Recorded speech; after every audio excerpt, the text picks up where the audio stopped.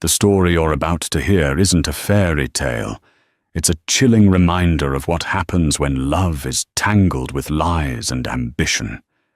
It's the story of Jonathan Devereux, a man who built an empire on charm and ruthlessness, and the woman he cast aside at her most vulnerable. On a rain-slicked New York night, he handed his pregnant wife divorce papers, choosing a supermodel over his own unborn child. He called her simple, ordinary, a nobody he had outgrown.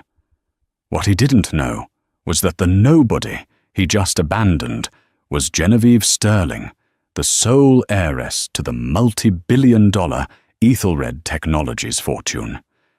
And she was about to teach him the true meaning of power. The rain fell in relentless sheets against the panoramic windows of the penthouse, mirroring the cold, sterile silence that had descended upon the room.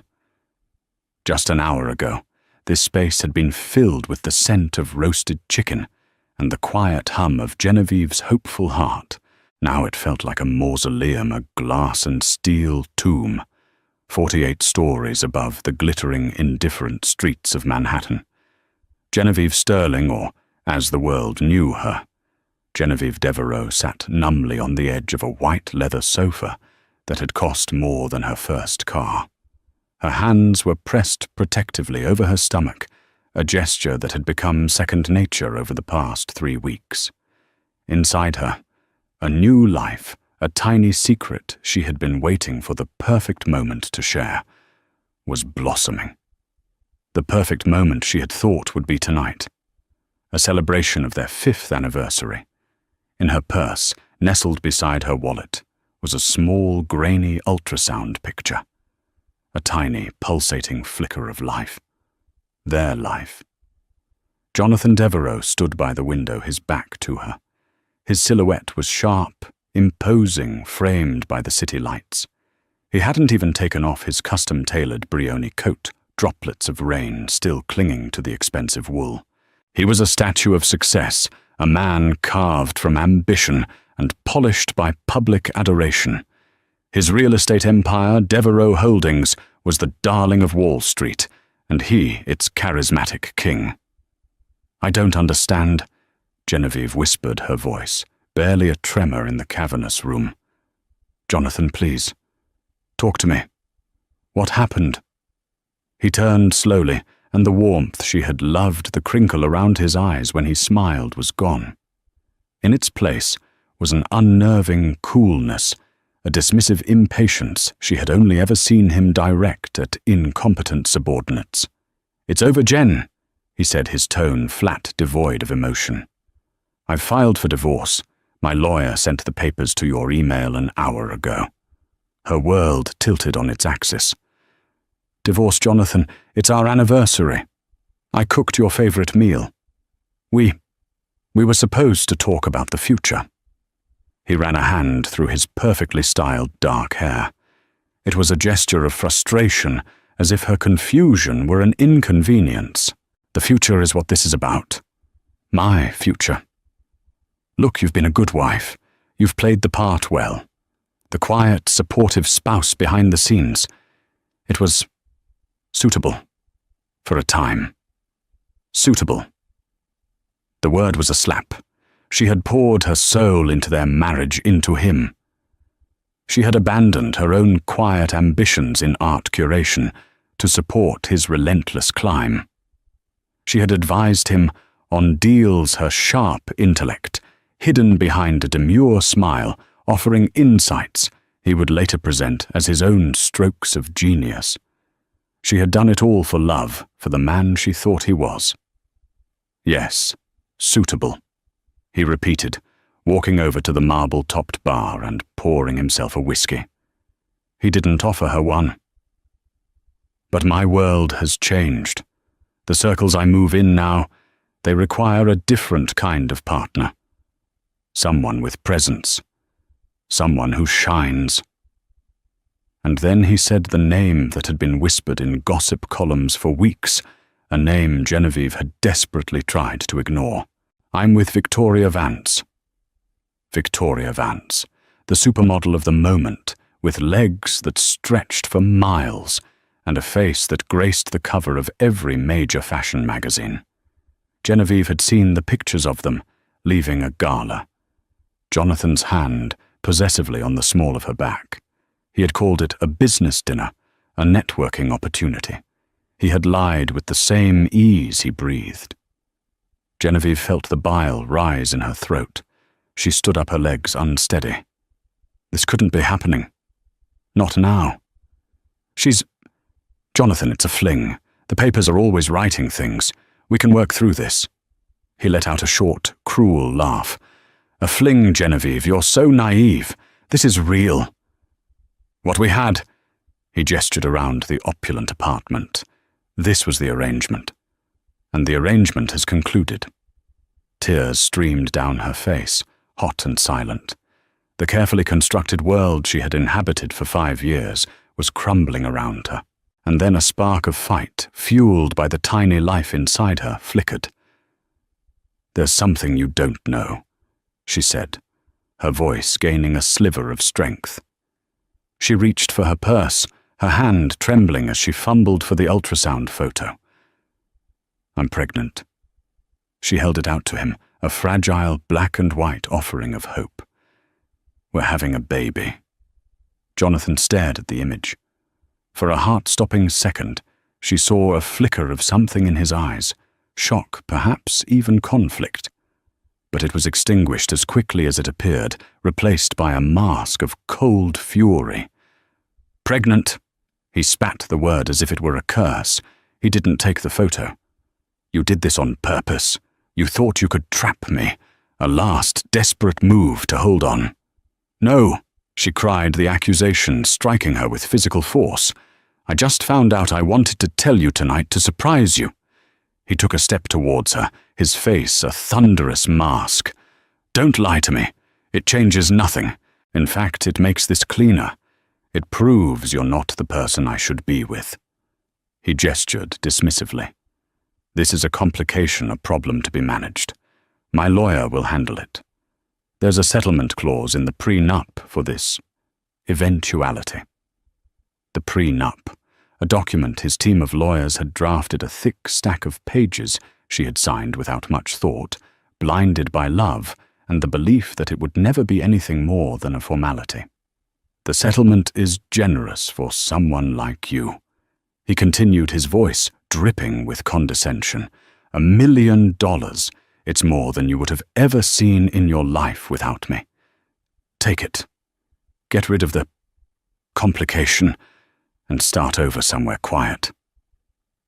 $1 million. To him it was pocket change, a rounding error on his net worth.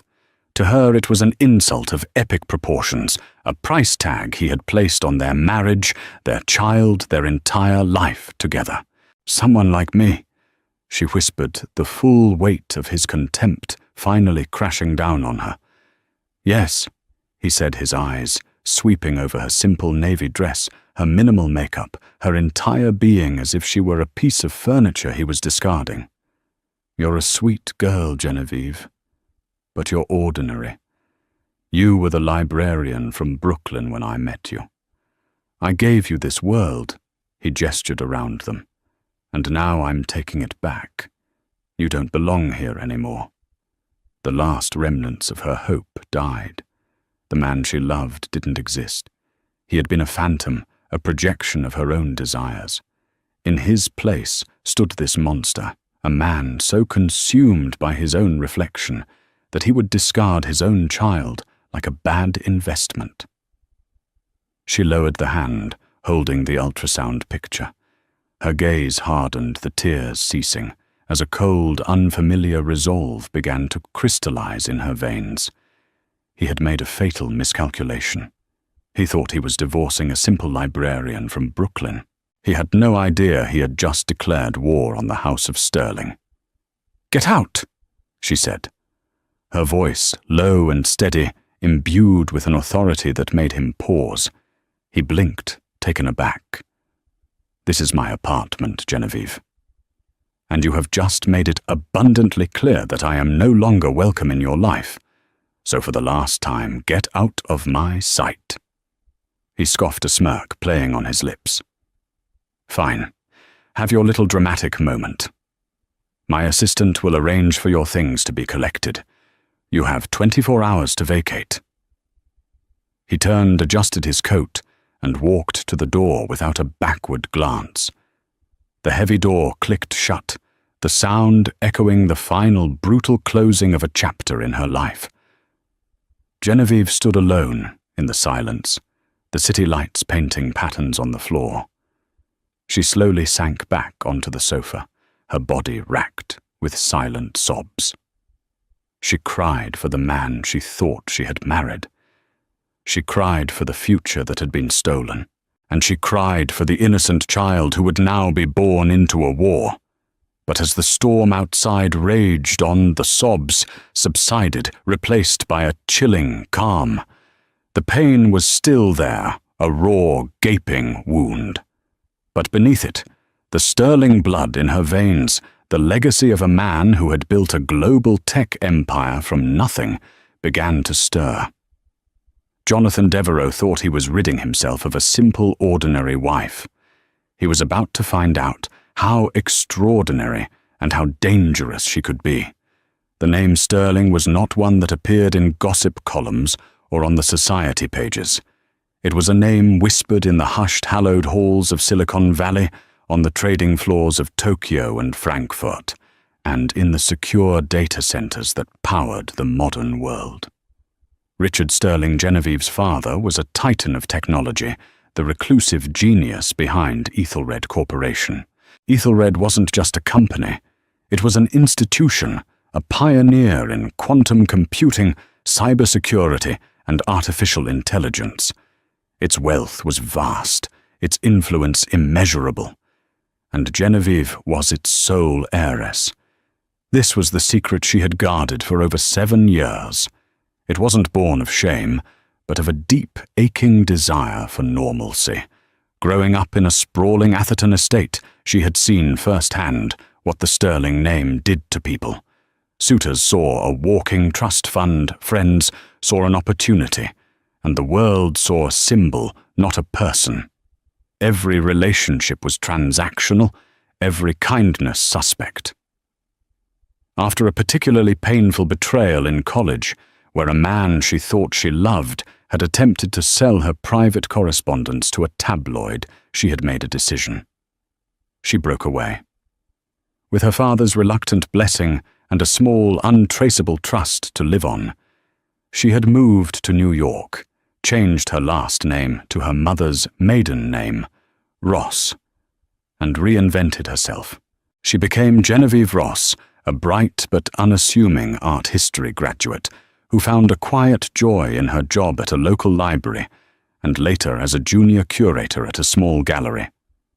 She wanted to be loved for her mind, her quiet wit, her gentle heart, not for the 9 zeros, that followed her name.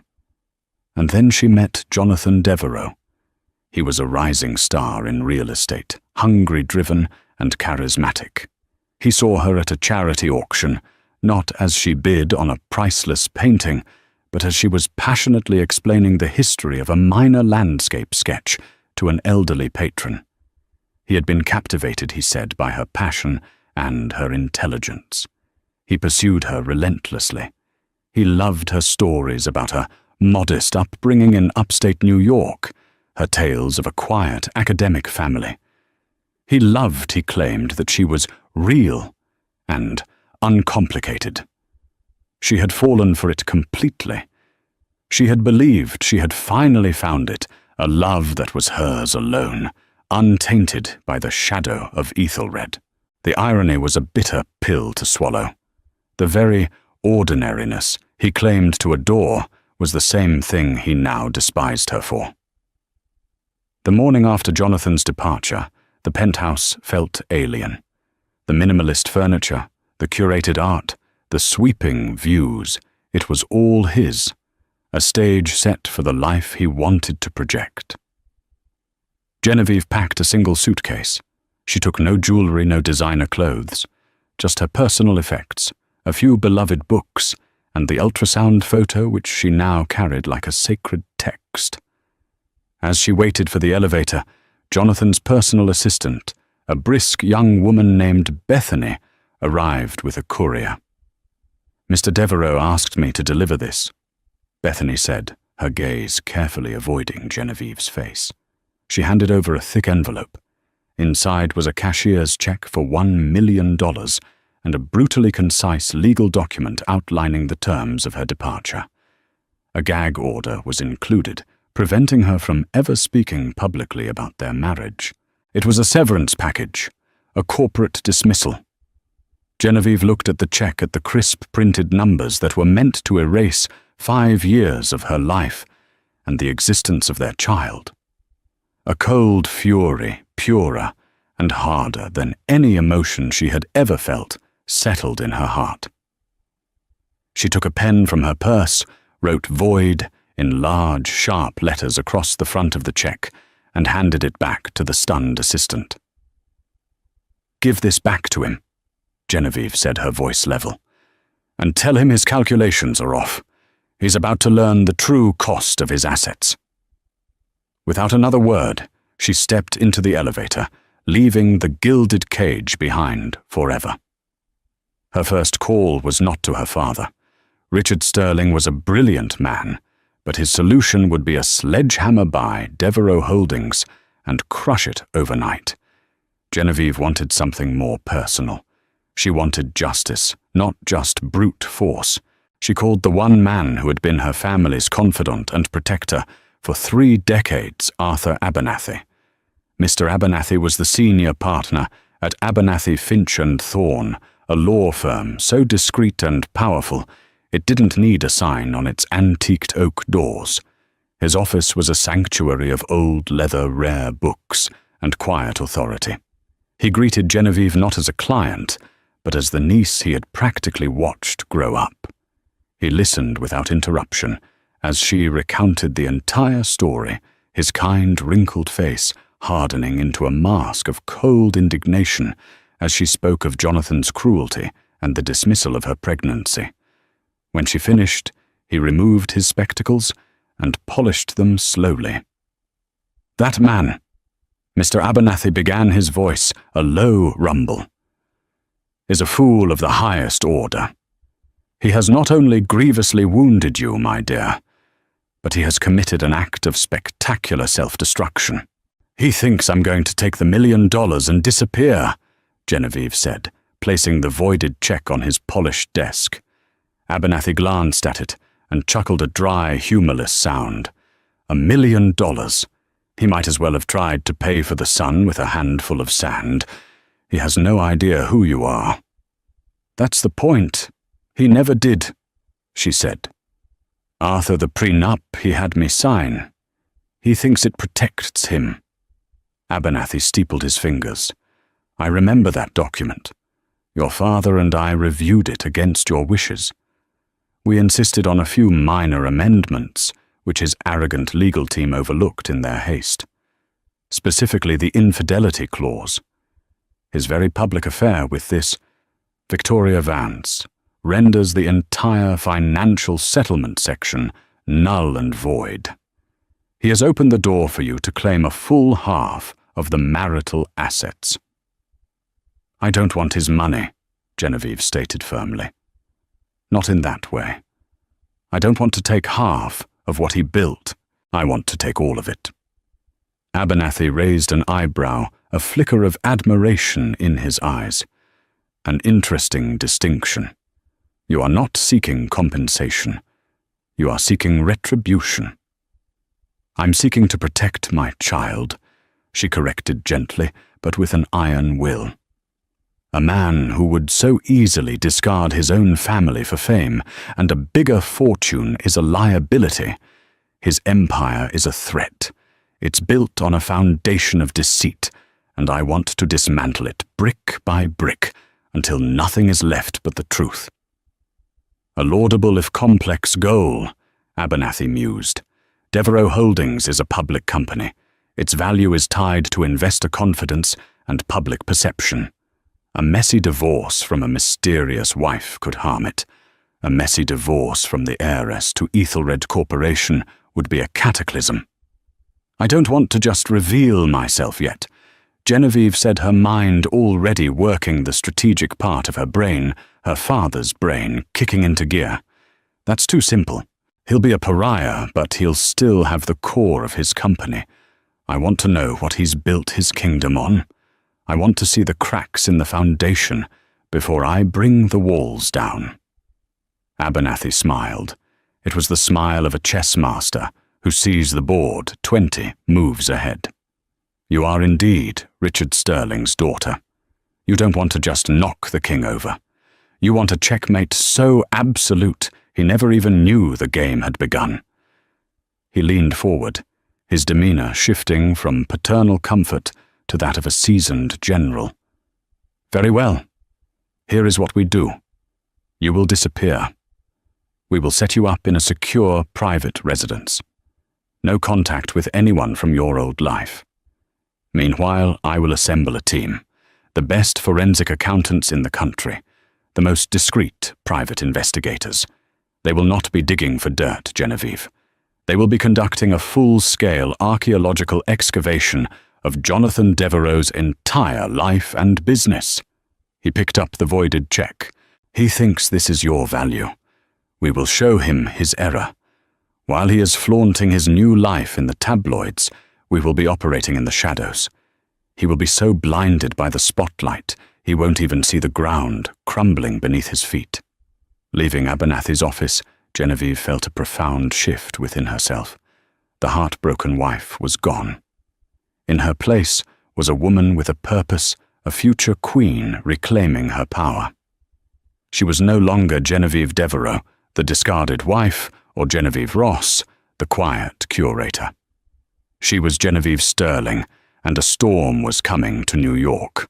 While Genevieve retreated into the shadows, Jonathan Devereux and Victoria Vance exploded into the light.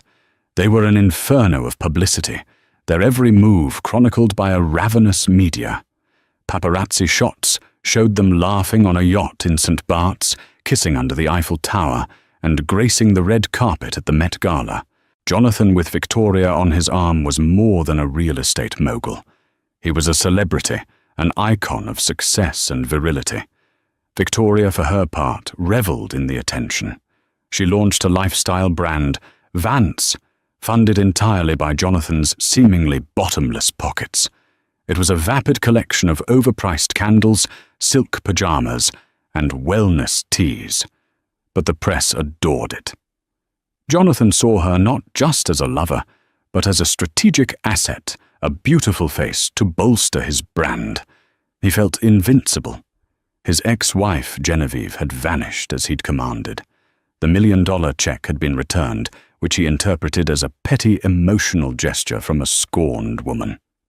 He imagined she had crawled back to whatever mediocre life she came from her brief flight into the stratosphere of his world, now just a bitter memory. He never gave her another thought.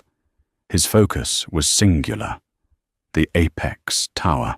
It was to be his masterpiece, a spiraling futuristic skyscraper on the last prime piece of undeveloped land in Midtown Manhattan.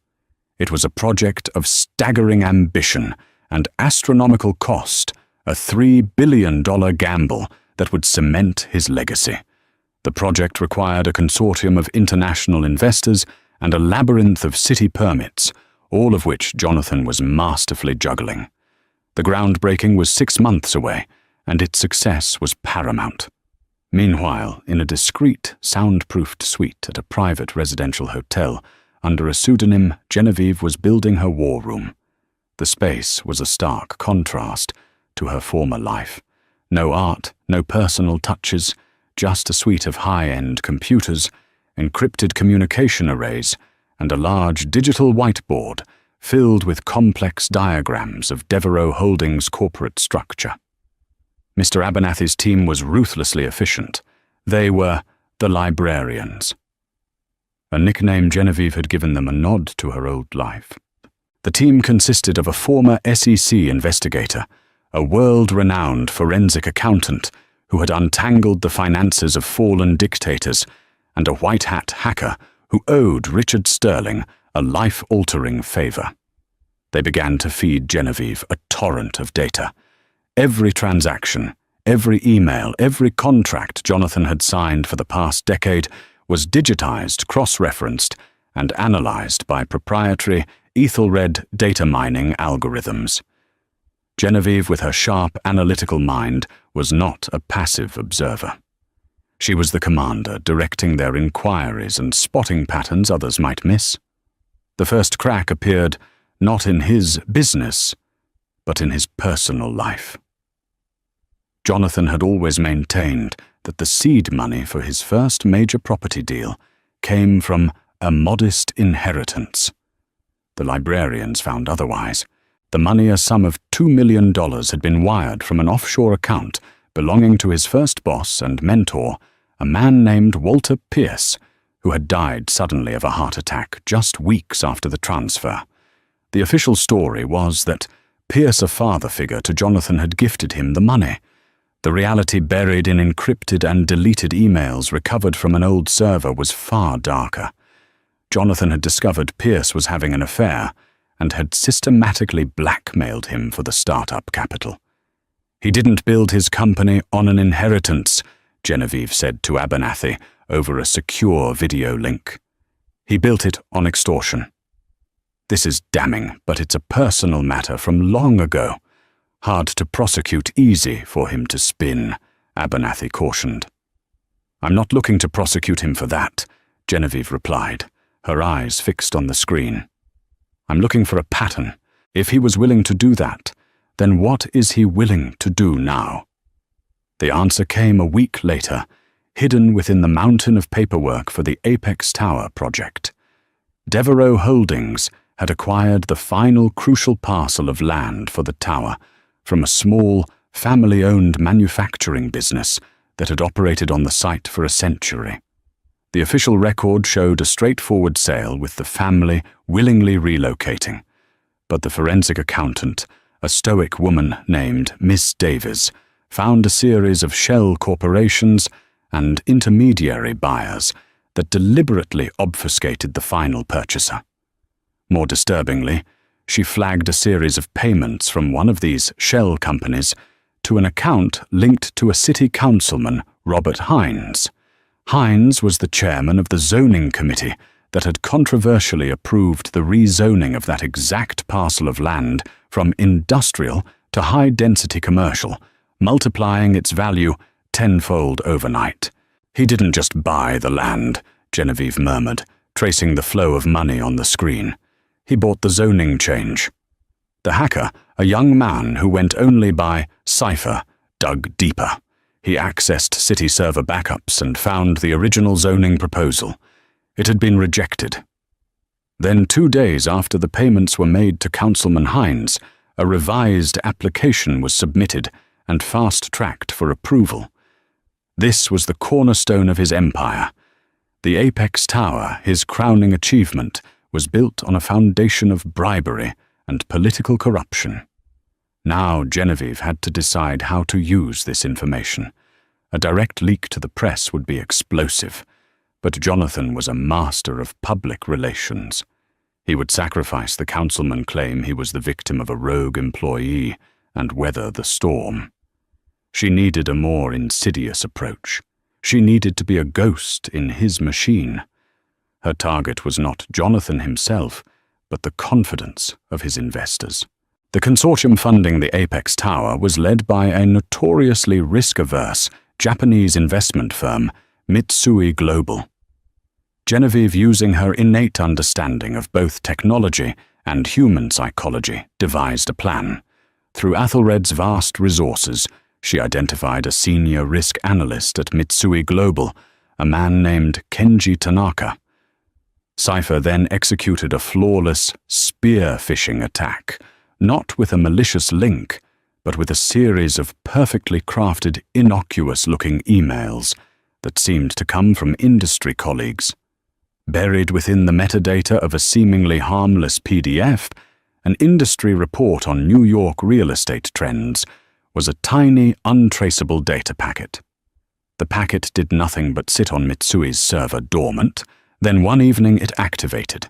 It didn't steal data or cause damage. It simply altered a single digit in a dozen financial projections related to the Apex Tower's expected return on investment. A 7 became a 1. A 9 became a 3.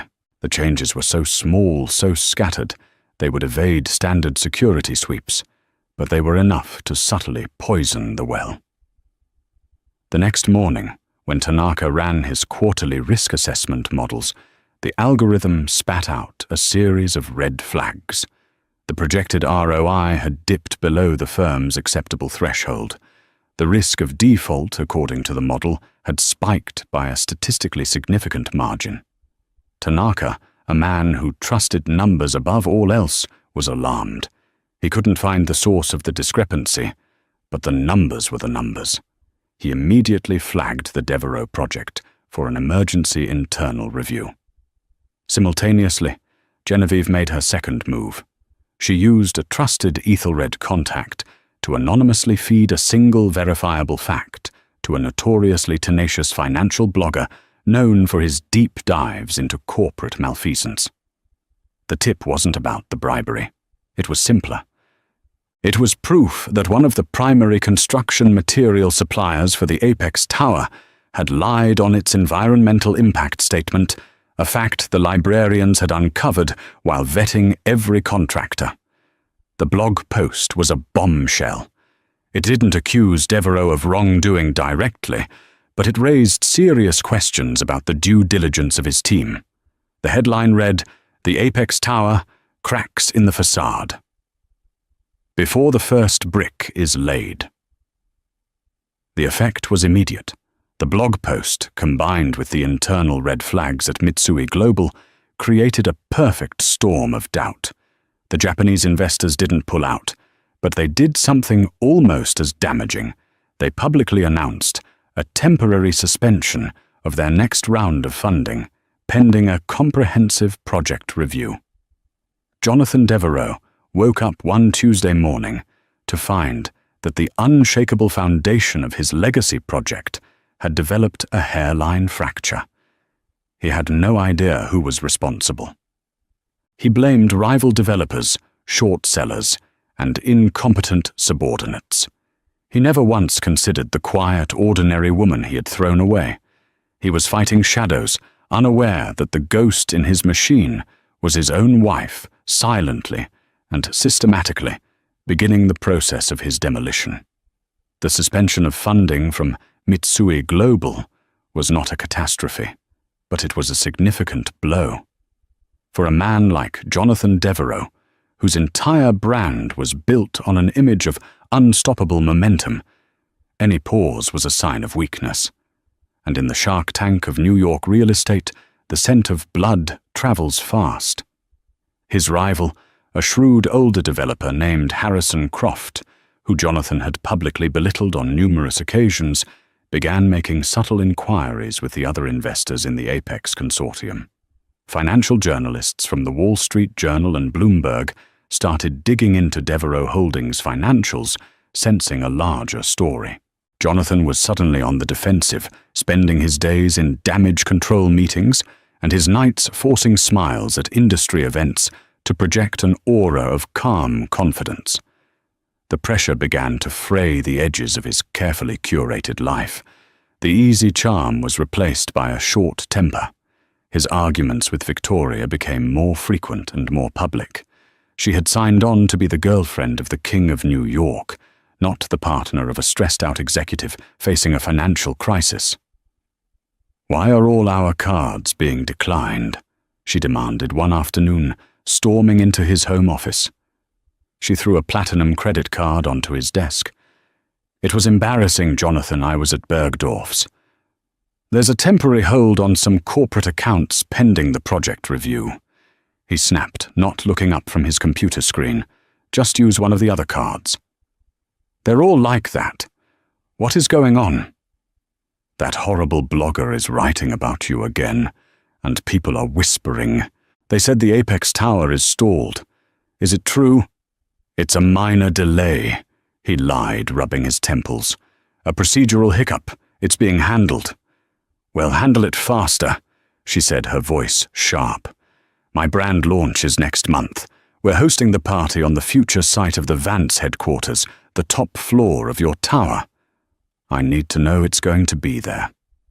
Her complete lack of concern for his predicament, her selfish focus on her own brand, grated on him. In a fleeting, unwelcome thought, he remembered how Genevieve would have reacted. She would have sat with him, made him coffee, listened patiently, and then, in her quiet way, offered a perspective so insightful it would untangle the entire problem. The thought was so jarring, he pushed it away with a fresh wave of anger. From her command center, Genevieve watched his unraveling with a cold, detached precision. The librarians were now focused on Jonathan's core business, the portfolio of commercial and residential properties that formed the bulk of Devereux Holdings. The public records showed a string of successful, profitable buildings, but the internal documents, painstakingly reassembled from deleted files and server ghosts, told a different story. Ms. Davies, the accountant, made the key discovery. Jonathan's declared profits were artificially inflated. He was using a highly questionable and borderline fraudulent accounting practice. He was capitalizing expenses that should have been recorded on the income statement, things like extensive repair costs and marketing fees, and listing them as assets on the balance sheet. This made his properties look far more profitable and valuable than they actually were. It was a classic house of cards. As long as he kept acquiring new properties and securing new funding, the scheme could continue. But the moment the flow of cash stopped, as it had with the Apex Tower, the entire structure was at risk of collapse. "He's not a genius," Genevieve said, staring at the falsified balance sheets. "He's a gambler on a winning streak, and it's about to end." It was time for the next move. This one would be more direct a strike at the heart of his perceived financial acumen. Through a different set of cutouts, Abernathy's team leaked a bundle of anonymized but verifiable internal financial documents to a ratings agency, the kind of firm that assesses the creditworthiness of corporations. The leak was a masterpiece of subtlety. It didn't contain the smoking gun of the bribery or the blackmail. It simply contained enough raw data, expense reports, maintenance invoices, and conflicting internal profit projections to make any competent analyst raise a serious eyebrow. It was designed to prompt the agency to initiate its own investigation. 2 weeks later, it happened. The ratings agency, citing concerns over accounting irregularities and a lack of transparency in asset valuation, placed Devereux Holdings on a credit watch with negative implications. The Wall Street Journal headline the next day was brutal. Devereux Holdings under scrutiny ratings agency warns of accounting irregularities. The stock market responded instantly. By noon, DH stock had plummeted by 35%. Billions of dollars in market capitalization vanished in a matter of hours. Jonathan was trapped in a whirlwind of margin calls from the banks that had loaned him money against his stock holdings. He was forced to start selling off his personal assets to cover the calls: a jet, a collection of vintage cars, a villa in Tuscany. His world was shrinking, the walls closing in. He became paranoid, accusing his inner circle of betrayal. He fired his CFO, a man who had been with him for a decade, accusing him of being the source of the leak. He put his entire staff under intense scrutiny, creating a toxic atmosphere of fear and suspicion. The most profound twist, however, came not from the financial markets, but from the private investigation into his life. The investigator, a quiet ex-FBI agent, had been looking into the blackmail of Walter Pierce, Jonathan's first mentor. He had managed to track down Pierce's daughter, a woman now in her late 40s, living in Oregon. The investigator met with her under a pretext, and during their conversation, he learned something that changed the entire equation. Walter Pierce hadn't just been having an affair. He had been in a long-term, loving relationship with another man. In the hyper-masculine world of 1990s real estate, such a revelation would have destroyed him both professionally and personally. Jonathan's blackmail hadn't just been about money. It had been an act of devastating personal cruelty, leveraging a man's deepest secret against him. But there was more. The daughter revealed that in the weeks before his death, her father had been racked with guilt and anxiety. He had decided to come clean to his wife and his business partners and to expose Jonathan for the extortion. He had drafted a full confession, a handwritten letter, which he kept in a safe deposit box. He died of a massive heart attack the night before he planned to retrieve it. The daughter, unaware of its contents, had kept the box and its key as a memento of her father. After gentle persuasion from the investigator, she agreed to open it. Inside was the letter, a full detailed confession of Jonathan's crime, written in the victim's own hand. When Mr. Abernathy presented a scanned copy of the letter to Genevieve, she felt a chill run down her spine. This was no longer just about corporate malfeasance. This was about a man whose ambition was so cancerous it had potentially hounded another human being to his death. She now held irrefutable proof of bribery, financial fraud, and now a 20-year-old case of blackmail and extortion.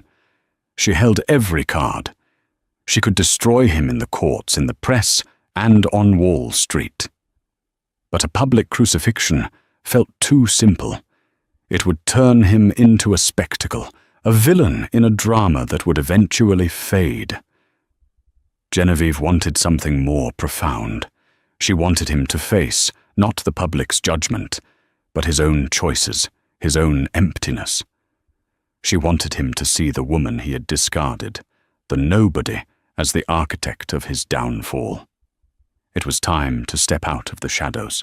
The final act would not take place in a courtroom, but in the heart of his own glittering artificial world. The stage was set for the Vance brand launch party, an event Jonathan had insisted on going forward with a desperate attempt to project strength and stability to the world. It would be his last party as a king.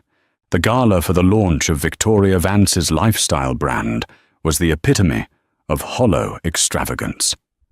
Held in a vast, raw space on the 50th floor of a downtown skyscraper, chosen for its views of the future Apex Tower site, the event was a desperate attempt to shore up Jonathan's crumbling image. The champagne was vintage, the guest list was a who's who of fashion, media and finance, and the air was thick with forced smiles and whispered gossip. Jonathan stood near the entrance, a frozen grimace plastered on his face. He looked haggard, the stress of the past few weeks having carved new lines around his eyes. He played the part of the proud partner, but his every gesture was tense. He was a king presiding over a court that was ready to turn on him at a moment's notice. Victoria, oblivious, or simply indifferent to his turmoil, floated through the room in a glittering silver dress soaking up the attention. The party was in full swing when a hush fell over the entrance. The sea of chattering guests parted their heads, turning in unison towards the door. Stepping into the room was a woman of such poise and commanding presence that she seemed to draw all the light towards her. She wore a simple but exquisitely tailored emerald green gown that accentuated her now visible pregnancy. Her hair was styled in elegant waves, and her neck was adorned with a single breathtaking diamond necklace, the legendary sterling star. She was, in a word, magnificent. Jonathan stared, his mind struggling to process what he was seeing. It was Genevieve. But it wasn't the quiet, unassuming woman he had cast aside. This was someone else entirely. A woman who radiated a power and confidence that made everyone else in the room, including Victoria Vance, look like a pale imitation. Before he could react, a second figure appeared behind her, and a collective gasp rippled through the crowd. It was Richard Sterling, the mythical reclusive founder of Ethelred Corporation, A man who had not made a public appearance in over a decade was standing there, his hand placed gently on Genevieve's back. He looked at her with an expression of immense paternal pride. In that single moment, every piece of the puzzle clicked into place for the assembled elite of New York. The financial reporters, the tech investors, the society mavens, they all understood. Jonathan Devereux hadn't just divorced some unknown librarian. He had divorced the sole heiress to one of the largest technology fortunes on the planet. The whispers turned into a roar of frantic speculation. Cameras flashed, phones were raised, and the story of the century began to write itself in real time. Genevieve's eyes locked with Jonathan's across the crowded room. She saw the dawning horror on his face, the blood draining from it, as he realized the catastrophic scale of his miscalculation. She gave him a small, cold smile and began to walk towards him, her father by her side. The crowd parted for them as if they were royalty. Victoria, seeing her spotlight stolen, rushed to Jonathan's side, her face a mask of confusion and anger. "Who is she?" she hissed. "What is going on?" Jonathan couldn't speak. He was paralyzed watching the ghost of his past life glide towards him, transformed into the harbinger of his doom. Genevieve stopped a few feet from him. She didn't raise her voice. She didn't need to. Her calm was more terrifying than any scream. "Hello, Jonathan," she said, her voice smooth as silk. "You're looking stressed." "Genevieve, what is this?" He stammered, his eyes darting towards Richard Sterling, then back to her. "This is what you call a complication," she replied, her hand moving to rest on her baby bump. "I believe your exact words were a problem to be managed." Richard Sterling stepped forward slightly. His voice, though quiet, carried the immense weight of his authority.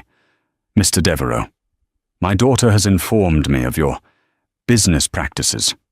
They are, to put it mildly, unimpressive." Jonathan flinched as if struck. Before he could formulate a response, Genevieve took a step closer, her gaze unwavering. "We don't need to have this conversation here," she said, her voice dropping so only he and a stunned Victoria could hear. "But I want you to understand your position. My team has spent the last few months conducting a thorough review of your company and your life." She laid out the facts with the precision of a surgeon. "We know about the fraudulent accounting that's keeping your company afloat. We know about the bribery of Councilman Hines to secure the zoning for your precious tower. And Jonathan," her voice became ice, "we have the handwritten letter from Walter Pierce detailing how you blackmailed him for your seed money." Jonathan's face turned ashen. Every secret, every crime he had buried was being laid bare in the middle of his own party. "You have two options," Genevieve continued her tone, leaving no room for negotiation. "Option A. You release a statement tonight, announcing your immediate retirement due to personal reasons. You will oversee the complete dissolution of Devereux Holdings. Every asset will be liquidated to repay your investors and the banks in full. You will make a full anonymous restitution to Walter Pierce's family. And you will plead guilty to the lesser charges of financial fraud for which my father's lawyers have already negotiated a deal that involves a hefty fine and probation, but no jail time. Then you will disappear. You will leave New York and never work in this country again. And option B," he whispered, his voice hoarse. "Option B," she said, "is that I walk over to that reporter from the Wall Street Journal and I give her everything. The financials, the proof of bribery, the blackmail letter. The SEC, the district attorney, and the IRS will descend on you by sunrise. The charges will include grand larceny, wire fraud, and conspiracy. You will spend the next 20 years of your life in a federal prison. Your name will become a cautionary tale for greedy, foolish men." She paused, letting the weight of her words sink in. "The choice is yours. You have 5 minutes." As Genevieve spoke, Victoria's eyes darted between her and Jonathan, her sharp mind calculating the trajectory of this sinking ship. The dream of being Mrs. Devereux, the Queen of New York, was evaporating before her eyes. Survival instincts kicked in. As Genevieve finished her ultimatum, Victoria took a deliberate step away from Jonathan. She turned to a nearby reporter from page 6. Her face, a perfect portrait of shocked innocence. "I had no idea," she exclaimed, her voice loud enough for everyone to hear. "He deceived me. He told me she was no one. I am a victim in all of this. I can't be associated with a man like that." It was the final perfect betrayal. The woman for whom he had thrown everything away was now the first to abandon him, positioning herself as a fellow victim to save her own skin. Jonathan looked at Victoria's back, then at Genevieve's resolute face, and something inside him finally broke. The arrogance, the charm, the ruthless ambition, it all crumbled away, leaving behind a hollow, defeated man. He had lost everything, and the person who had taken it all was the ordinary, simple woman he had deemed worthless. He looked at Genevieve, at the child she carried, his child, and for the first time he saw not a complication, but the legacy he had so casually discarded. "Option A," he croaked the words, barely audible. "I'll take option A." Genevieve nodded once. She had won. It wasn't a loud, fiery victory, but a quiet, absolute checkmate. She turned without another word, and with her father's arms securely around her, walked out of the party, leaving the ruins of Jonathan Devereux's life behind her. The fall of Jonathan Devereux was as swift as it was brutal. True to his word, a press release was issued before midnight announcing his immediate retirement from all business activities to focus on personal matters. The next day, the board of Devereux Holdings, under immense pressure from a suddenly terrified group of investors, initiated the process of corporate dissolution. The story dominated the news cycle for weeks, a spectacular tale of hubris and downfall. Jonathan Devereux, the Titan, became a ghost, vanishing from the public eye completely. Genevieve, however, did not revel in her victory. She had not orchestrated his demise for the sake of revenge, but for the sake of justice. She had no interest in the blood money from his liquidated empire. Instead, she instructed Mr. Abernathy to perform one final task. After every investor, bank, and creditor had been made whole, there was still a substantial sum remaining Jonathan's personal profits from years of deceit. Genevieve directed that every last dollar be channeled into establishing a new charitable foundation. She called it the Sterling Ross Foundation, combining her father's name with the name she had chosen for herself when she sought a life of her own. The foundation's mission was twofold: to provide housing and legal support for single mothers facing economic hardship, and to fund financial literacy programs for women who had been victims of economic abuse.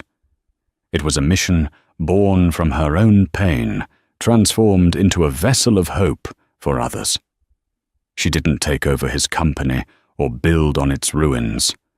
She erased it, and from its ashes she cultivated something clean and purposeful. 6 months later, the winter snow had melted, and a fragile spring was blooming in New York City. A pregnant Genevieve Sterling stood on a formerly derelict lot in the Bronx. She was not wearing a designer gown, but a simple dress and a practical coat. The flashbulbs were still there, but this time they were not capturing a drama of betrayal, but a moment of creation. She held a silver shovel ready to break ground on the foundation's first project, a state-of-the-art residential center for women and children offering not just shelter, but job training, childcare, and legal aid. Her father stood beside her, his face beaming with a pride that transcended his fortune. Mr. Abernathy was in the small crowd, smiling warmly. A reporter called out from the scrum. "Ms. Sterling, after everything that happened, do you have any message for other women?" Genevieve paused, looking out at the crowd, her hand resting on her belly. She was no longer hiding. She was a Sterling, yes. But she was also her own woman, defined not by the man she had married or the father she was born to, but by the choices she was making now. "My message is simple," she said, her voice clear and strong, carrying over the clicks of the cameras. "Your worth is not determined by who you are with or what you have.